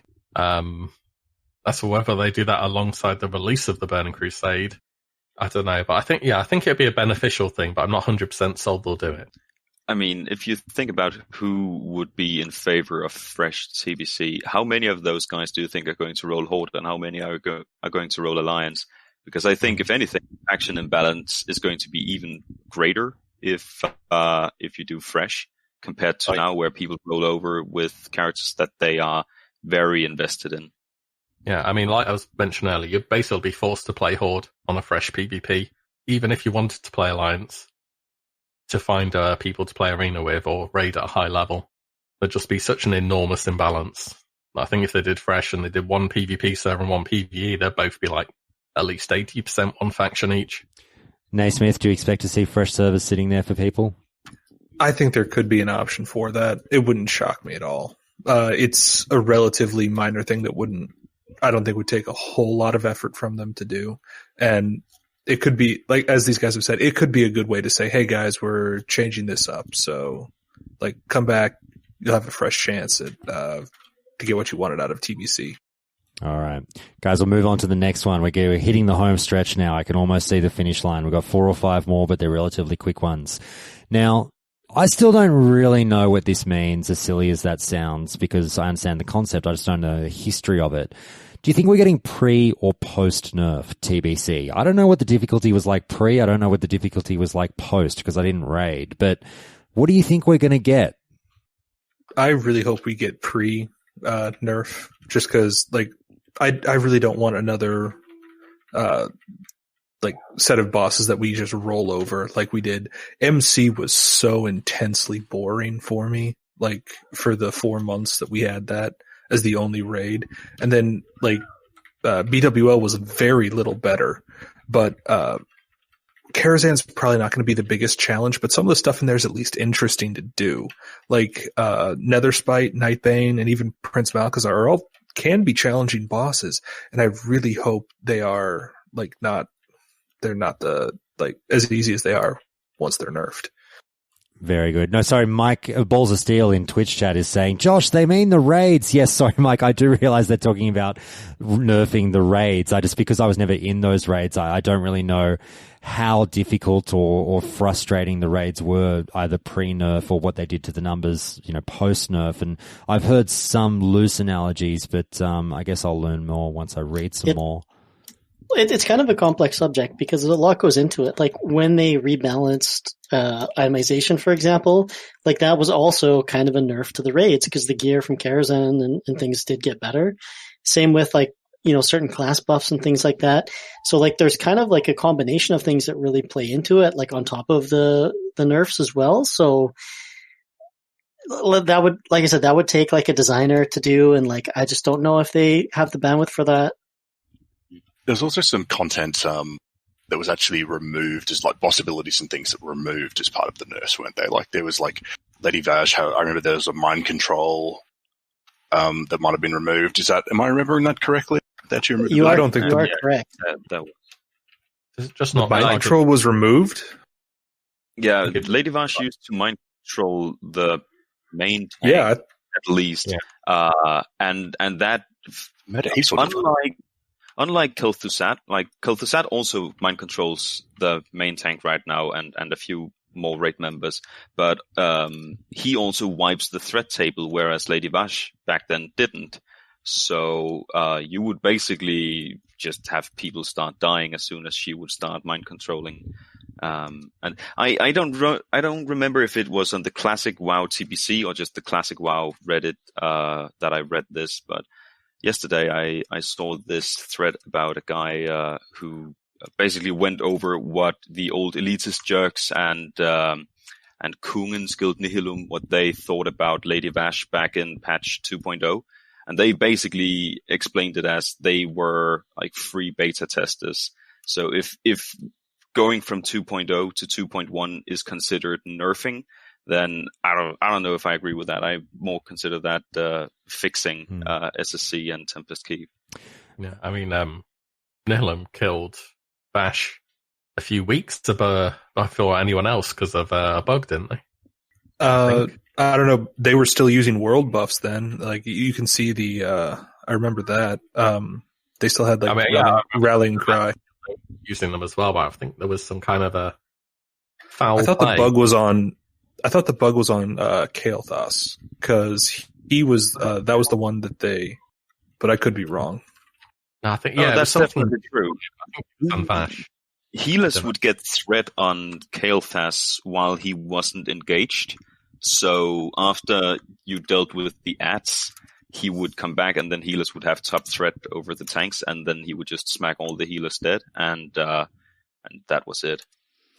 Booth is adding in the chat that apparently they're saying that Nihilum's first kill was a buggy one, and Method had the first legit kill. I'm not sure. Does that ring a bell to anyone? Yeah. I can't remember what the bug was, but yeah, that's what I believe the case was. And Method had the quote-unquote world first, but it's always been considered world second. And if you look at the world first for Vash, it's like a few weeks ahead above anyone else, and it just looks really weird. That's not usually how world fairs go. No, I think it's fair to say that a lot of us do want a more challenging TBC. We'd rather, even though traditionally video games lean towards the easier so as to not alienate the casual, I think the classic player base, quite frankly, is a different kind of monster. So whether or not they actually do something to cater to that monster is something that will be seen. But, we all have desires, but we'll see if they actually do it. Does anyone think in this call that they'd actually pull the trigger on upping the difficulty, or just saying, no, they won't touch it? Pre-nerf is a hope already. Yeah. Fair enough. All right. Or like some sort of like potential balancing as well. Like if we do get a BTR, like maybe they can use that with the people who are in there to determine like kind of where the difficulty should be. It's a funny thing. Pixie, I do want you to finish up on this topic. I just want to say one last thing. It really is a funny thing to me that we do seem so beholden to, and I get it. You've got to keep that entry level there. You've got to let casual players have a good time. You've got to let less skilled players have a good time. It's funny because I'm growing in skill. I've been playing the game a lot over the last few months. I'm famously terrible at the game, but I can really feel myself getting better and getting that little bit sweatier at the game. And the game has become so much more enjoyable for me since I've been going a little bit harder, quite frankly. But I do feel that there's something to the argument of maybe acquiescing to the realization that the classic player base is quite a skilled player base on the whole, and going back to making raid bosses quite difficult to down, that only a certain percentage of the player base actually downs, as opposed to everyone doing it in their sleep. So I'm with you guys on that one. But Pixie, you're going to say one last thing? Well, it was just that, if anything, like if we get the tier 4 and tier 5 content in a tier 2.4.3 state when we can't use world buffs, then you could consider that like an anti-nerf. But I still get where you guys are coming from. The challenge might be there as well, because if that's in from the start, people are going to be going in there like as soon as they can, and that's going to be really tough. I don't know, man. When you saw the Chinese servers get TBC way later than everyone else, and they basically got it back in 2.1, you had people kill Illidan who still wore tier 3 gear, for instance. So I'm not so That's sure. A fair point.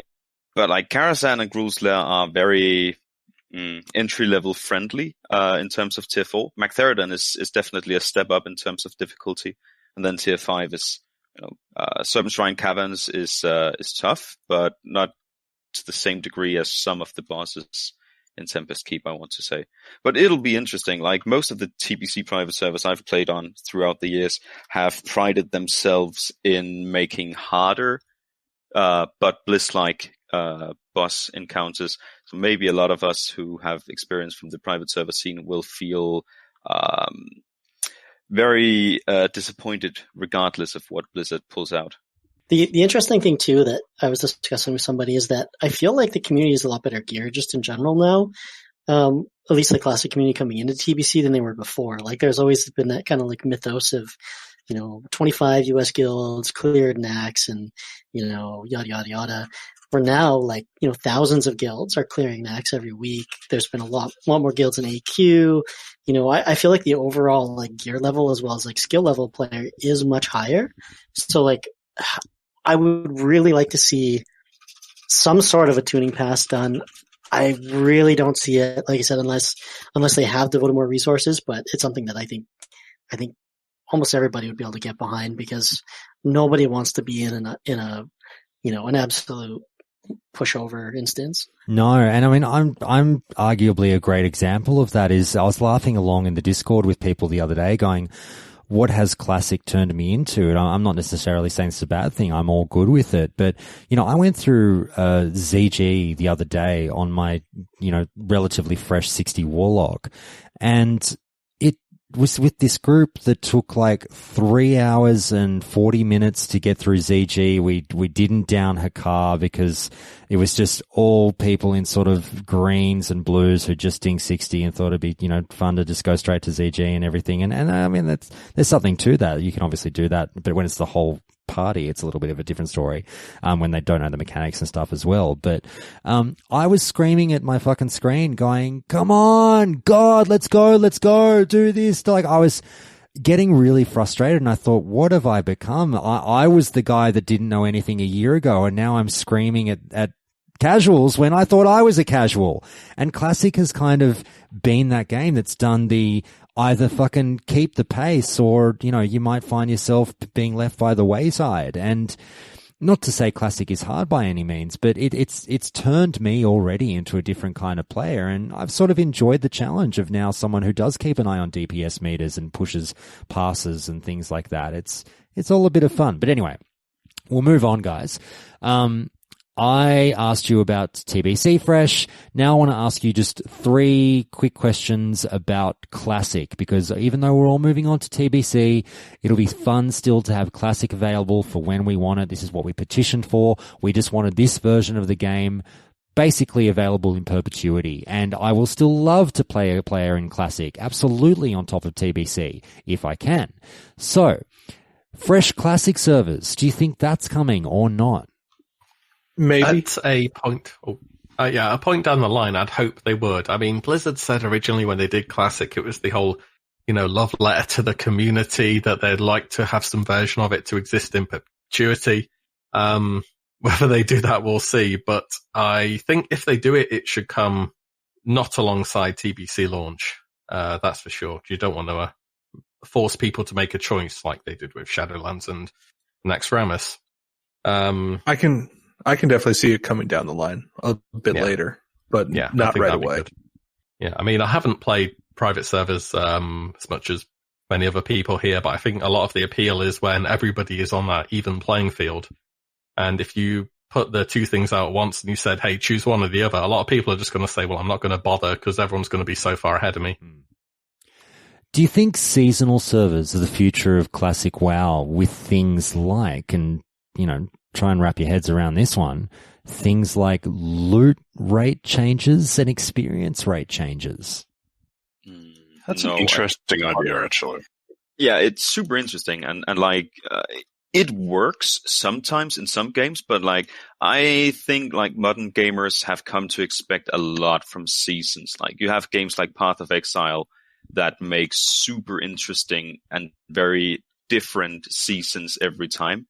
And I seriously doubt that Blizzard would be able to pull something out of their hat that would again and again intrigue people. So I think it would be kind of a letdown, maybe. But I think fresh again and again would definitely be a thing. I think seasons could be the real future, and I think this is like Blizzard's chance to really capture the private server community, because they've got a lot of people who are fanatical about their private servers playing the game at the moment, just because a lot of people are playing it, and that's it's an MMO, so that's always a good thing. And I think seasons could have some stock to them, like with PoE or Diablo. They just do a seasonal affix, and then they have the gear shake up each season, and that's enough. And it's been going for years. Whether that format works in an MMO, if you imagine you chuck in a few class changes. You say, for this season, we're doing this change to shamans and paladins and so on, and they're expected to be better. And it gives people a new chance to rediscover the game a little bit and, increase the speed at which the content comes out. I think there could be some interest to it, but it's a lot of work. And that's where I think it falls down a bit. I'm just in complete agreement that the hampering factor here is the amount of work required to do it well. And since that amount of work is any amount of work, I don't think they're going to do it. All right, fair enough. What about this one, guys? If I added on top of that, if they were to somehow still try and garner some interest in Classic servers, even with TBC running alongside of it, what about something like Heroics for Classic? I could see people liking that. I don't know if the population would be big enough to justify it, though. Would anyone else be interested in something? I I think the idea is super cool. However, I take an instance like Stratholme, for instance. Like there are a few pieces in there that are pretty good. They are pre-rate bis. And then look at like most items from Molten Core, and most of those items are pretty shit. If you were to add a heroic dungeon difficulty of Stratholme, how much could you improve the item quality before all Molten Core gear would become obsolete? And it's something that people spoke out a lot of about when Blizzard announced that they, in the very beginning, when they announced that Diamol would be out from the beginning, where people said, no, you can't do that because then most of the Molten Core gear is going to be obsolete. And you're going to have the same if you're going to have heroic dungeon difficulties, unless those heroic dungeons don't actually give better loot, but maybe just more loot. If they did it in combination with like a token system, they can combine the tokens with like a raid tier to at least have some value. Don't know. Yeah, definitely. I mean, I think the idea of doing like these very nostalgic dungeons at a super difficult level is such a cool idea, and I think it's something that a lot of people who love Classic would enjoy doing, but I'm not sure what the reward system around it should be like. All right, very good, guys. Last question. You've all done so well. It's a quick one. We're at the end here. The big one, the release date of TBC. Closest to the pin. We've done this before. I think I've given an answer on the show before, so I'm going to be beholden to my previous answer and stick with whatever it was. I think, I can't remember if it was you. It was me and someone else on a call, and we both said, this is like 6 months ago, we both said May, and to split the difference, I just said the end of the May, and they said the beginning of May. I think it was like the 11th and the 25th or something, just to sort of be on opposite ends of the month. But guys, tell me what day, it doesn't have to be a May date, but just tell me when you think the game is coming. July 7th. All right. That July 7th is exactly 448 days after CG released, just like the Dark Portal opened exactly 448 days after CG was released. Wow. So you're going... You did really good math there. Yeah, so you're doing a replica timetable. Complete replica. I know it's going to be way off. It's probably May, but I'm going to stick with July 7th. Oh, I was going like to say it. early May. Yeah, I like going nuts with the July. So that's a very good reasoning behind it as well. Naismith, you're sticking with May, are you, mate? Yeah, I mean, I hate to reference those probably unreliable leaks. No, it's okay. Go for it. I mean, I think that's just the best. That's the best time, I think. I mean, Classic is winding down. Like, I don't know about you guys, but if you're on a Classic server, the populations are decreasing quite a bit. World buffs are going out a lot less frequently. Like, they need to do something to get people interested again. And I think a May release is about the right time. Yeah, I like I said, I don't buy into the leaks. Look, I might be wrong. And, if it's May 4th, then so be it. You come on the show and you go, hey, look, the leaker's got something right. It was May 4th. I personally don't believe that wasn't my guess months and months ago. And like I said, I'm just going to stick to my original guess, which was, it is more that sort of, late May area. Or at least, I think I was going to go mid-May and then I pushed it back a week, for the guest on the show. But I from the middle of May onwards was kind of me. But it's still landing in May, obviously. Wille, what about you, mate? Well, I kind of like that back in the day, if we're talking about replica dates, that Nax was about 6 months before TBC was out. And TBC was not TBC. Yeah, sorry, Nax and TBC. And Nax for us came out the start of December. So start of May would be fitting. So, around sort of start early May, I think. Too easy. Ale, Hunk? Yeah, I think around May. You're right. They do need to try to recapture some interest in the game. All right, I'm going to push you, Hunk. When in May? What did you say, Josh? I said the 25th, but only, like I said, it was only because I had to pick a different day than I kind of wanted to. So I was going to say something like let me double check. I think the 25th is a Tuesday. I'll just double check that. Yeah, it's a Tuesday. Beautiful. Yeah. So I think I wanted to say the 11th, and then whoever was on the call, I wish I could remember this, they picked the 11th. So I said, oh, fuck it. I'll just pick the 25th just to be different. I'm going to pick the 24th just to be that guy. Oh, I love it. Yeah, I'm thinking May too. Like they do plan out at least like other releases like around seemingly like quarterly goals. So I think, you know, it wouldn't likely make it into first quarter. So I think sometime in the second quarter, late May. Late May. All right. Well, you'll be with me right around that 25th mark that we've talked about before. All right, guys. Well, is that everyone? Have we got everyone's lock in? I think so. If I could just add one last thing. Go for it, to mate. this topic. Are we talking about when the pre-patch is landing or when the Dark Portal opens? Because I think yeah, that's a good point. I mean, when the Dark Portal opens, but go into the pre-patch. That's a great point.